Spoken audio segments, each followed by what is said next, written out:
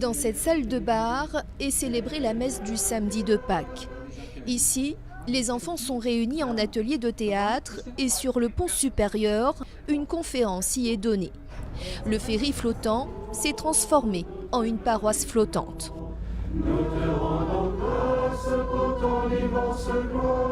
Le bar a été transformé en petite chapelle, effectivement. Ce n'est pas un usage qui lui est tout à fait ordinaire, je pense, mais qui ne départ pas du tout. Dans une maison d'église, on célèbre l'Eucharistie à la table familiale.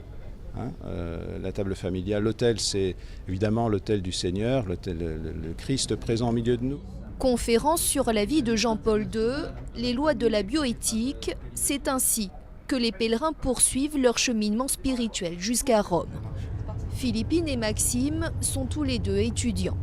Et pour eux, le pèlerinage, c'est aussi une aventure entre amis. Le but, c'est d'aller pioncer Place Saint-Pierre.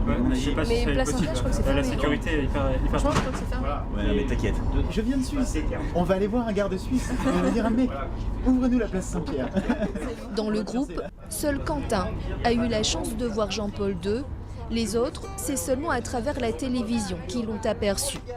Mais pour eux, pas question de rater cet événement. Les jeunes, disent-ils, doivent beaucoup à Jean-Paul II. J'ai beaucoup d'admiration envers ce pape avec ce visage doux et aimant. Quand je pense à Jean-Paul II, je pense tout de suite à quelqu'un qui est un père et quelqu'un qui a été un exemple pour nous, un exemple de sainteté. Et venir à la béatification, c'est pas pour découvrir Rome, c'est pas pour découvrir les autres, j'en sais rien, enfin aussi, mais c'est vraiment c'est une manière pour moi de dire au Seigneur, merci pour le saint que tu nous as donné ici. Renaud et Françoise, eux, sont issus de la génération de Jean-Paul II et ont connu les premiers lancements des JMJ. Et pour ses parents de 4 enfants, être présent à la place Saint-Pierre pour la béatification était une évidence. C'est le lieu où il a été élu pape, où on l'a vu, on a découvert Jean-Paul II pour la première fois.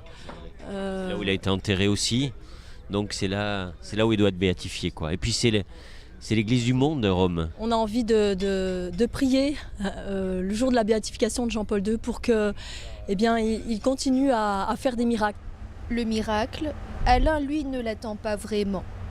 Le septuagénaire est gravement malade, une maladie qui ne l'a pas dissuadé de faire ce pèlerinage.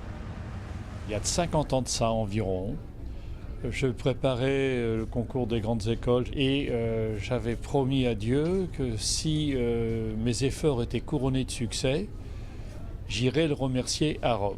Et il était plus que temps, avec les arriérés à payer, que je tienne cette promesse.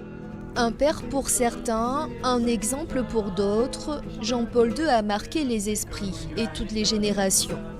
Et après 18 heures de navigation en mer, l'Italie se dévoile enfin.